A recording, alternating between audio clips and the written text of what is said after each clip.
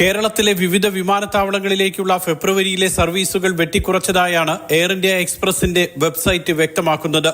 കോഴിക്കോട്ടേക്കുള്ള സർവീസുകളിലാണ് ഏറ്റവും അധികം കുറവ് വരുത്തിയത്. 9 സർവീസുകൾ വെട്ടിക്കുറച്ചു.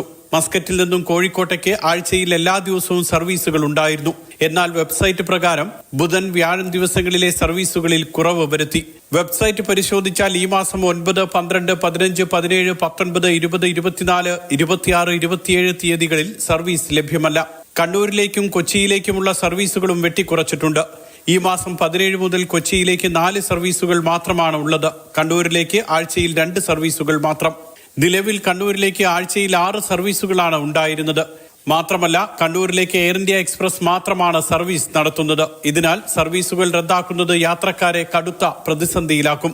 കോഴിക്കോട്, കൊച്ചി എന്നിവിടങ്ങളിലേക്ക് ഒമാൻ എയർ, സലാം എയർ, ഇൻഡിഗോ എന്നിവ സർവീസ് നടത്തുന്നുണ്ടെങ്കിലും നിരക്ക് കൂടാൻ എയർ ഇന്ത്യ എക്സ്പ്രസിന്റെ തീരുമാനം വഴിയൊരുക്കും. കുറച്ചു ദിവസത്തെ അവധിക്ക് നാട്ടിൽ പോകുന്ന വടക്കൻ ജില്ലക്കാർക്ക് എയർ ഇന്ത്യ എക്സ്പ്രസിന്റെ തീരുമാനം കനത്ത പ്രഹരമാണ്. Mathrubhumi news, Muscat.